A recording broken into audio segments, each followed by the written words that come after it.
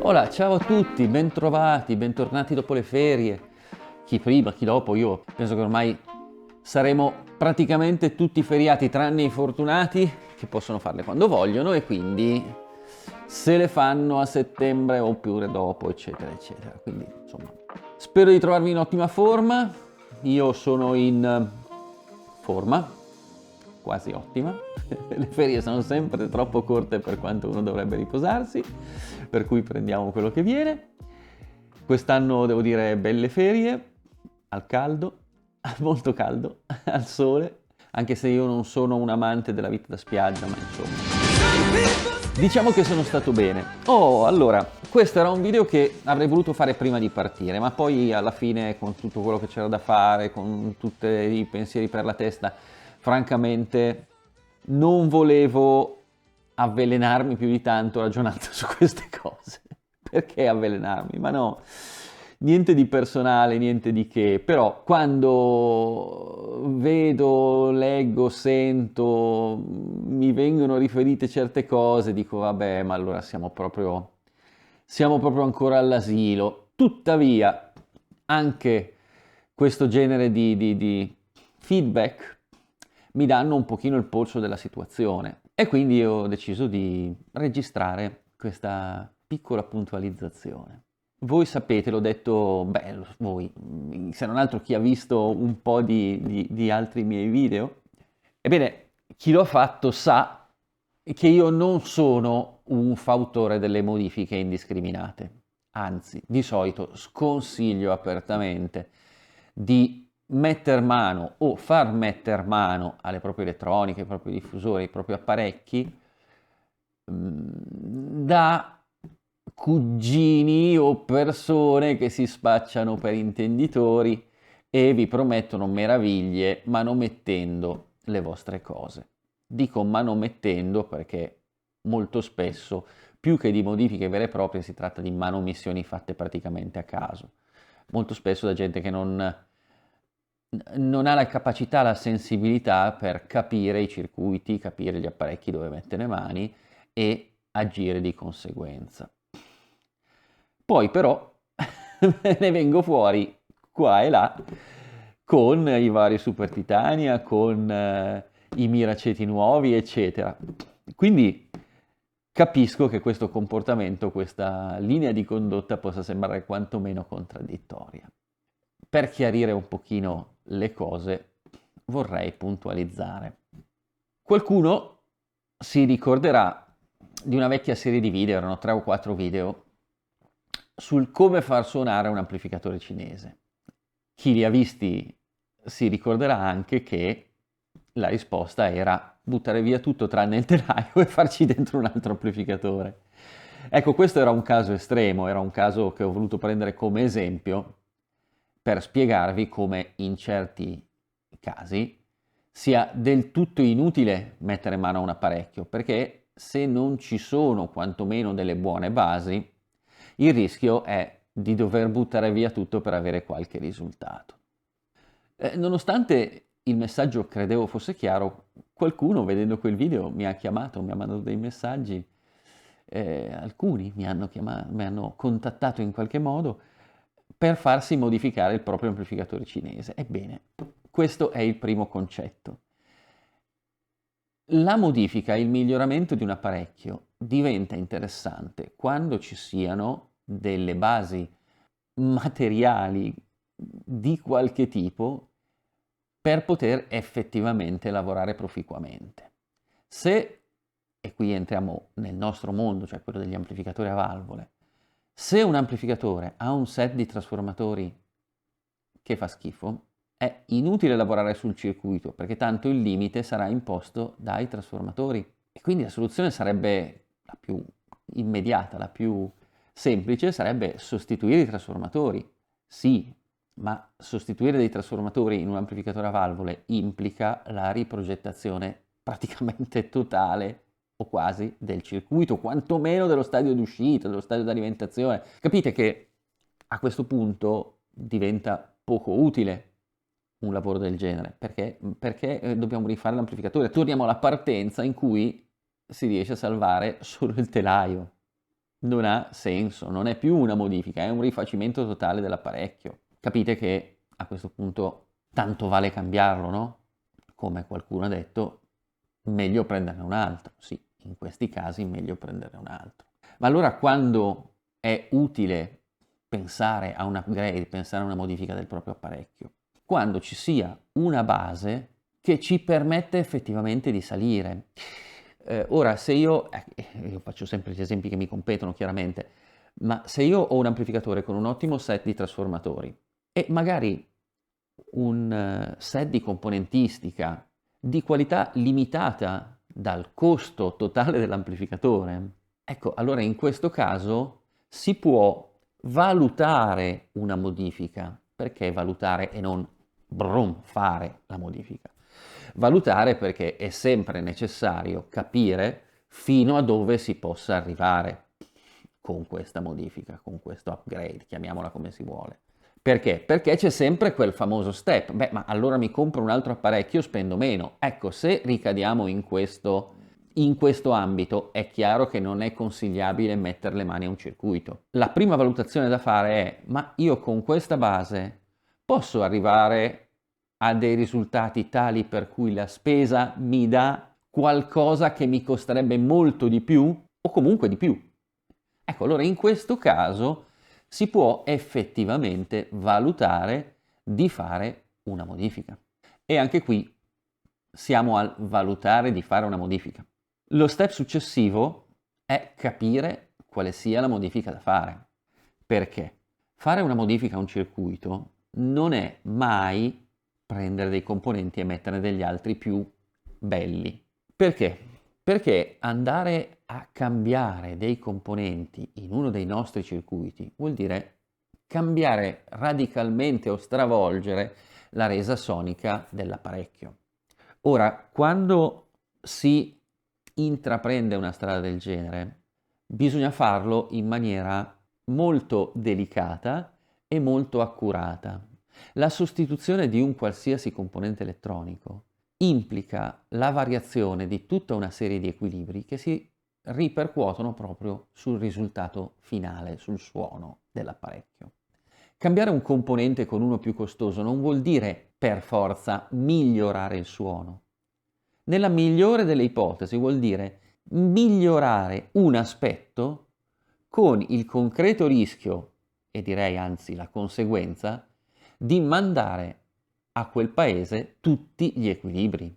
Se io cambio un condensatore, no? Un grande classico, per avere un miglioramento, per adesso chiamiamolo miglioramento, direi sarebbe meglio dire una variazione, una modifica della gamma alta. Il meglio che mi posso aspettare è di avere magari un miglior dettaglio in gamma alta, ma con una diversa presenza, un diverso equilibrio rispetto alla gamma media e medio-bassa. Per cui un apparecchio che prima suonava in modo equilibrato, magari non ottimale ma equilibrato, adesso mi presenta una caratteristica di spicco che però contrasta con tutto il resto. Il risultato è che l'ascolto diventa totalmente innaturale, non più godibile, diventa un ascolto strano.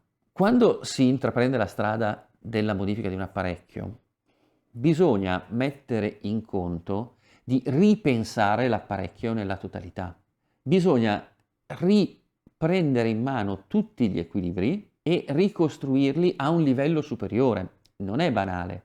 Le interazioni fra i diversi componenti sono molteplici.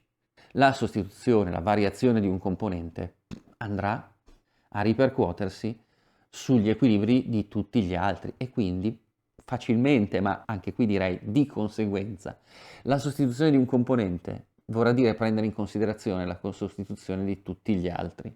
Capite che ogni intervento, ogni prova, ogni possibilità di variazione moltiplica per il numero dei componenti, aprendo tutta una serie di possibilità che diventano veramente tante. Sì, è chiaro, alcune le scarterò a priori per esperienza, ma comunque rimane un lavoraccio infame. E ho parlato solo di componenti, perché quando si prende in mano un apparecchio per, come posso dire, ottimizzarlo, ma neanche, mi verrebbe da dire riprogettarlo, c'è da prendere in considerazione anche gli aspetti proprio circuitali dei componenti attivi.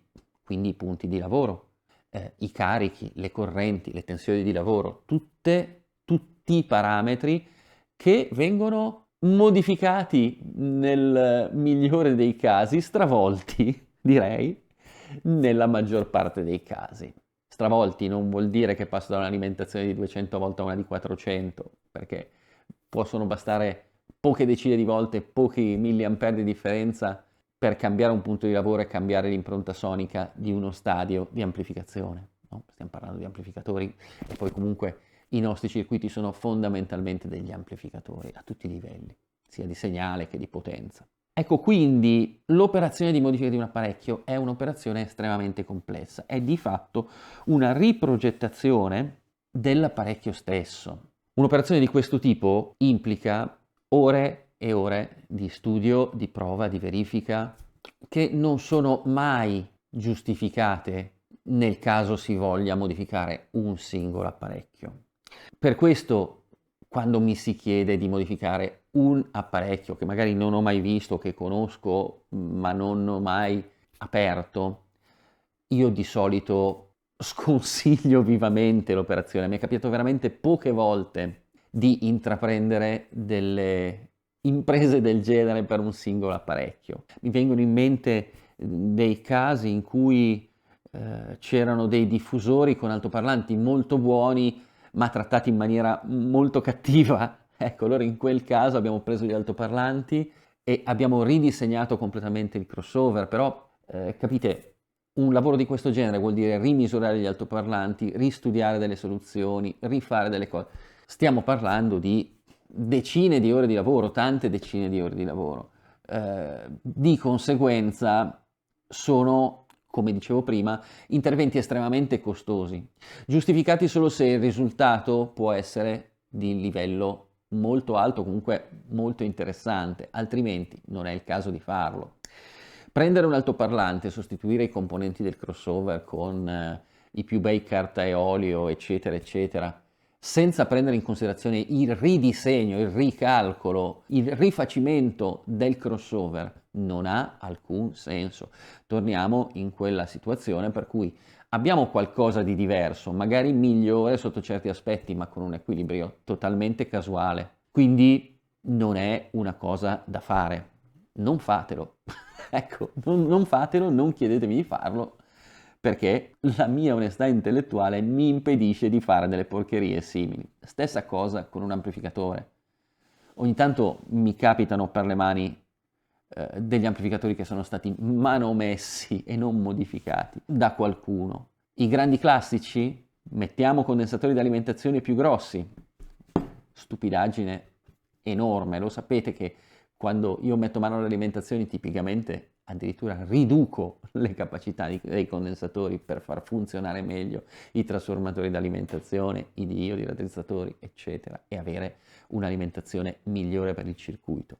La sostituzione dei condensatori d'accoppiamento, un grande classico dove si vedono dispiegamenti di carta, olio, ori, argenti e quante altre cose, non sono assolutamente da fare, o comunque non sono da fare senza, come dicevo, prendere in considerazione un rifacimento del circuito stesso o un riadattamento del circuito stesso, perché i risultati sono quantomeno imprevedibili. Un discorso a parte lo merita la questione del tube rolling, cioè della sostituzione delle valvole. Ecco, fatto salvo i casi in cui si mettono delle valvole di dubbia provenienza, in questi casi, siccome parliamo di sostituzione di componenti del tutto equivalenti, ecco, la sostituzione delle valvole si può fare senza troppi grattacapi, sempre tenendo in considerazione bene, accuratamente i valori circuitali, ok?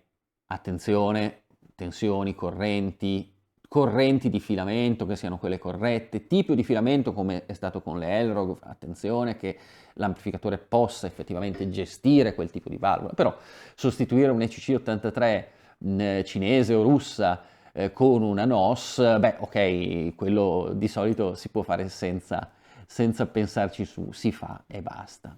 Con le finali bisogna fare attenzione, ad esempio tutti quegli amplificatori che permettono di utilizzare qualsiasi KT, 88, 66, 90, 120, 150, attenzione, spesso queste cose, queste possibilità che vengono date, sono date solamente perché commercialmente fa fine farlo. Non è detto che i punti di lavoro risultanti con valvole diverse, anche se molto simili, siano effettivamente utili, compatibili e adatti. Quindi anche qui un po' di attenzione, ok?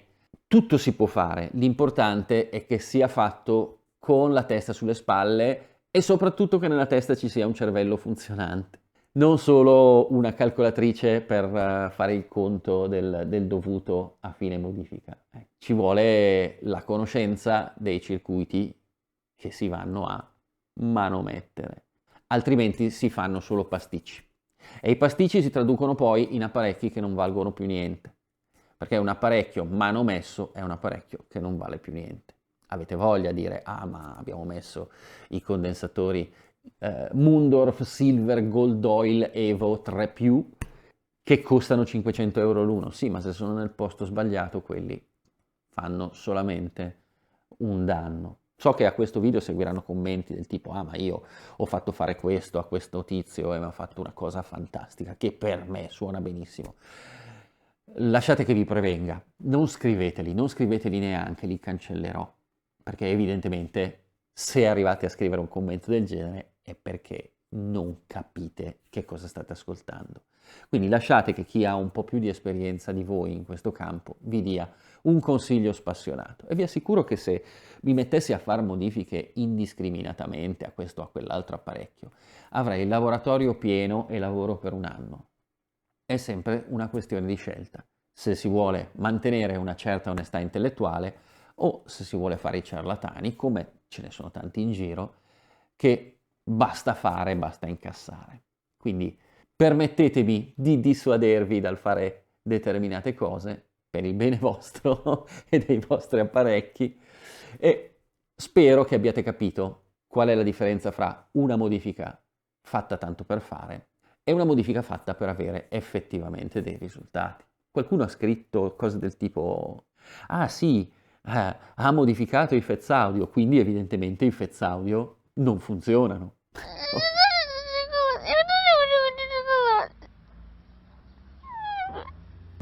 Ok, spero che con questo video chi ha letto questi commenti idioti fatti da evidentemente degli analfabeti funzionali che non hanno neanche ascoltato, sentito, visto le spiegazioni delle modifiche, ecco, spero che chi ha visto questi commenti da questo video abbia avuto una risposta e una confutazione a determinate, chiamiamole, tesi, ecco, che circolano. No, non si modifica un apparecchio che non funziona, si modifica un apparecchio che funziona e può funzionare meglio. Un apparecchio che non funziona non si modifica, tanto è da buttare, bisogna rifarlo. Cito i famosi 4 video sul come far suonare un amplificatore cinese. Ecco, se ho un amplificatore di quel tipo con trasformatori di uscita che fanno schifo, circuito da buttare, posso tenere il telaio nella migliore delle ipotesi e metterci dentro un altro amplificatore. Oppure non buttare i soldi a comprare amplificatori di quel tipo perché tanto sono soldi buttati. Va bene, con tutta questa serie di caveat io spero di non avervi definitivamente addormentati, ma di avervi dato qualche informazione in più per poter ascoltare buona musica e non buttare i vostri soldi dalla finestra. Non mi resta che chiedervi di iscrivervi al canale se non l'avete ancora fatto, mettere un like al video se vi è piaciuto, non scrivere commenti idioti se ci riuscite e noi ci vediamo al prossimo video. Un saluto.